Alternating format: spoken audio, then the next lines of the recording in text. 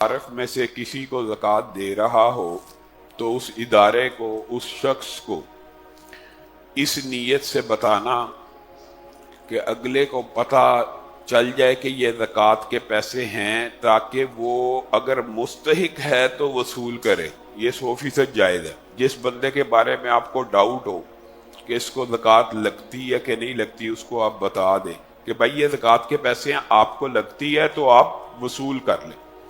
اسی طرح اداروں کے اندر بھی یہ زکوٰۃ کے پیسے ہیں، آپ نے یہ صدقات کی مد میں نہیں لگانے، یہ زکوٰۃ میں لگانے، بتانا چاہیے۔ لیکن جن بندوں کے بارے میں آپ کو یقین ہو 100% کہ ان کو زکوٰۃ لگتی ہے، یہ ہے ہی فقیر ہے، مسکین ہے، اس کو تمسخر کے انداز میں یا تضحیک کے انداز میں کہ یار یہ زکوٰۃ لے لو، یہ بات کہنا درست نہیں ہے۔ فطرانہ کب ادا کیا جائے، یہ بات یاد رکھیے گا کہ ایک معاشرے میں غلط العام بات پھیلی ہوئی ہے، بہت عام ہے۔ یہ بھی آپ یوں سمجھ لیجئے کہ کوئی فقہ حنفی کا یا اہل حدیث کا، دیوبندی اہل حدیث کا مسئلہ نہیں۔ یہ ہر مکتبہ فکر کے اندر بعض لوگوں کے انفرادی موقف ہوتے ہیں۔ فطرانہ جی چاند نکلنے کے بعد دینا چاہیے، عید کی صبح تک، ایسا کوئی کنسپٹ اسلام میں موجود نہیں ہے۔ صحیح حدیث ہے حضرت ابو ہریرہ کی کہ جو غلہ تھا جس کے اوپر وہ متعین تھے، جس کے اوپر بار بار شیطان آ کے چوری کرتا تھا، وہ کون سا غلہ تھا؟ صدقہ فطر کا غلہ تھا، فطرانے کا غلہ تھا۔ تو رمضان میں دی جاتی تھی تو اکٹھا ہوا تھا مال، تو رمضان کے اندر فطرانے کو ادا کیا جا سکتا ہے۔ یہ بات البتہ درست ہے کہ عید کے قریب اگر دیں گے تو وہ لوگ جو مسکین ہیں اور جو مستحق ہیں وہ بھی عید کی خوشیوں میں شامل ہو جائیں گے۔ اگر کچھ عرصہ پہلے ان کو دیں گے تو رمضان تو ان کا اچھا گزر جائے گا، لیکن جو مقصد عید گزارنے کا اور مسلمانوں کی خوشیوں میں شامل ہونے کا جو معاملہ ہے وہ نہیں ہو سکے گا۔ تو آخری عشرے میں 15 رمضان کے بعد فطرانہ نکالنے کی اجازت موجود ہے۔ ویسے تو پورے رمضان میں بھی آپ نکال سکتے۔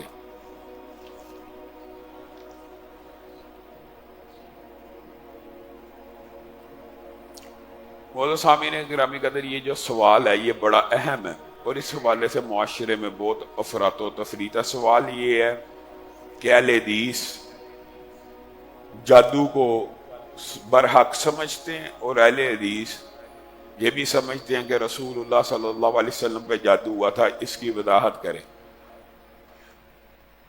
بات یہ ہے کہ آپ نے اس بات کے اوپر غور کرنا ہے۔ جادو کو برحق سمجھنے سے مراد یہ نہیں ہے کہ جادو بذات خود کوئی اچھی چیز ہے۔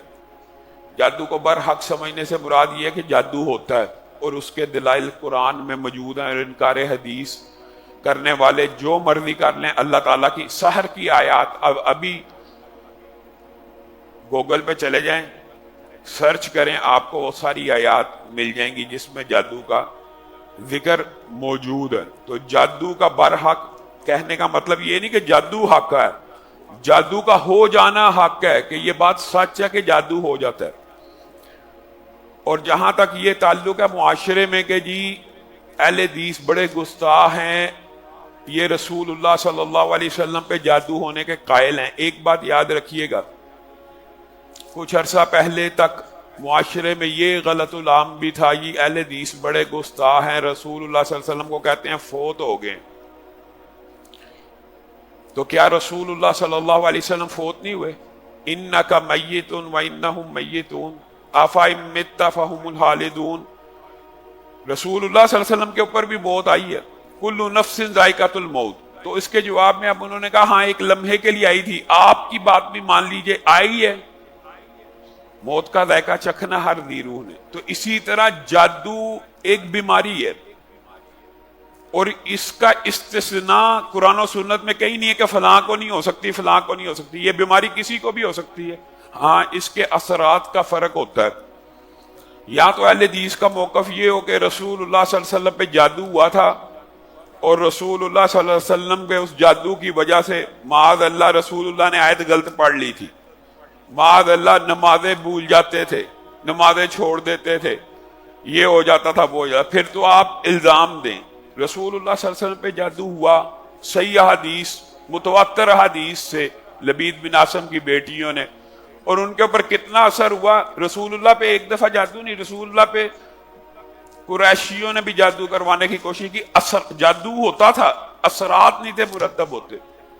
اور اس کے بعد جب مدینہ میں لبید بن عاصم کے پاس سارے اکٹھے ہوئے، انہوں نے کہا اب کیجیے، آپ تو بڑے جادوگر ہیں یہ وہ. تو اس نے کیا. رسول اللہ صلی اللہ علیہ وسلم پہ پہلے 6 ماہ اس کا بھی اثر نہ ہوا بالکل بھی، لیکن اس کے بعد کچھ اثرات ظاہر ہوئے تو ماں عائشہ وغیرہ نے بتا دیا رسول اللہ صلی اللہ علیہ وسلم کو کہ اس طرح کی کچھ باتیں ہوتی ہیں کہ آپ ہم سے پوچھتے ہیں کہ میں نے یہ کام کیا ہے، آپ نے وہ کام نہیں کیا ہوتا. نہ نبوت کا کوئی عمل متاثر ہوا، نہ شریعت کا کوئی عمل متاثر ہوا، نہ وحی کا، لیکن اتنے اثرات مرتب ہوئے اور صحیح حدیث سے ثابت ہے. تو رسول اللہ نے اللہ سے دعا کر دی کہ اللہ تعالیٰ اگر اس طرح کی کیفیت ہے تو مجھے اس کا علاج اور رہنمائی. اور پھر یہ جو معوذتین نازل ہوئی صرف رسول اللہ کو بتانے کے لیے کہ فلاں کنویں میں یہ جادو پڑا، یہ دونوں صورتیں پڑھ پڑھ کے پھونکیے، اور وہ رسول اللہ صلی اللہ علیہ وسلم نے کیا تو جادو سارے کا سارا ختم ہو گیا.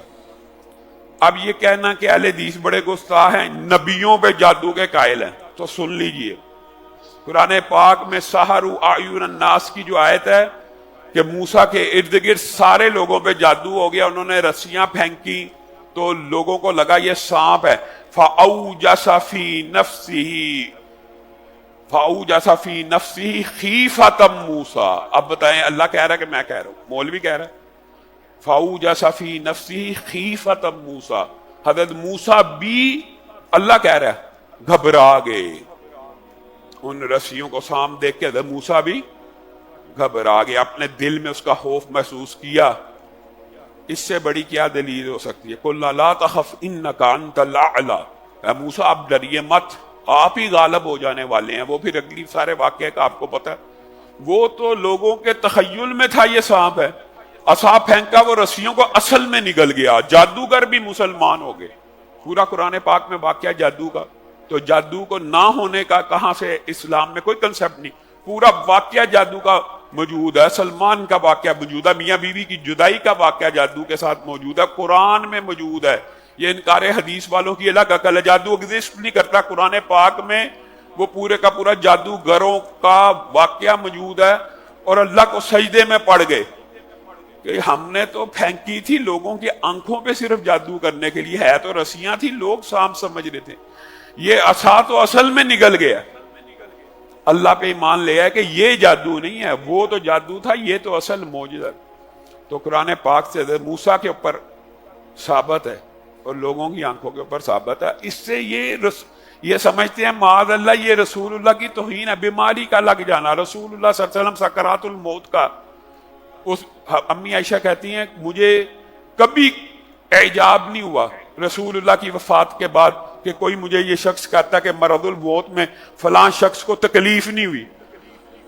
مجھے اس بات پہ کبھی اعجاب نہیں ہوا، کیونکہ میں نے رسول اللہ صلی اللہ علیہ وسلم کو مرض الموت میں تکلیف میں دیکھا ہے. رسول اللہ صلی اللہ علیہ وسلم کہا کرتے تھے کہ موت میں بڑی سختی ہیں. ہاں وہ جو آگے یہ جو سختی ہیں یہ رسول اللہ کے درجات کو بڑھانے کے لیے. اور یہ بات نہیں ہے کہ انبیاء کے اوپر مشکلات نہیں آتی، بلکہ رسول اللہ صلی اللہ علیہ وسلم نے فرمایا کہ پوری امت میں سے سب سے زیادہ مشکل نبیوں پہ آتی ہے. لوگوں نے الٹے کنسپٹ بنایا. سب سے زیادہ تکلیفیں نبی برداشت کرتے ہیں. پتھر طائف کے نبی نے برداشت کیے ہیں، اور رسول اللہ نے کہا ایسے ایسے نبی گزرے ہیں جن کو آروں سے چیر دیا گیا، شہید کر دیا گیا. آپ لوگوں نے کیا کنسپٹ بنایا ہوا بھائی؟ اس طرح کی باتوں سے نہ توہین ہے، اللہ کی قسم یہ توہین نہیں ہے. یہ ایک بیماری ہے، اگر ہو گئی اس کے اثرات کی بات ہے کہ کتنی ہوئی، کس شدت سے ہوئی. اگر کوئی شریعت کے اندر اللہ تعالیٰ کو نہیں پتا اور اللہ تعالیٰ نے امت کو یہ صورتیں دینی تھی تو اللہ رب العزت نے یہ پورے کا پورا جو سسٹم ہے امت کو دے دیا. اب خواہ یہ بات کرنا، اصل میں منکرین حدیث کا مقصد یہ ہوتا ہے کہ ٹارگٹ کیا جائے حدیث کو مشکوک کریں گے تو قرآن بھی مشکوک. اب دیکھیں اس حدیث کا انکار کرنا، لبید بن عاصم، قرآن پاک میں واضح جادو کی آیات موجود ہے، تو بندہ اس حدیث کا انکار کیا کرے؟ آگے بھی یہی سوال ہے پھر کسی منکر حدیث کی اشکال کی جانب کہ دیکھیں جی آپ کی اہل حدیثوں کی کتاب، اہل حدیثوں کی کتابیں نہیں ہیں، یہ بھی بات یاد رکھیں، یہ بخاری مسلم حدیث کی کتابیں ہیں، رسول اللہ صلی اللہ علیہ وسلم، وہاں پہ لکھا جی عورت منحوس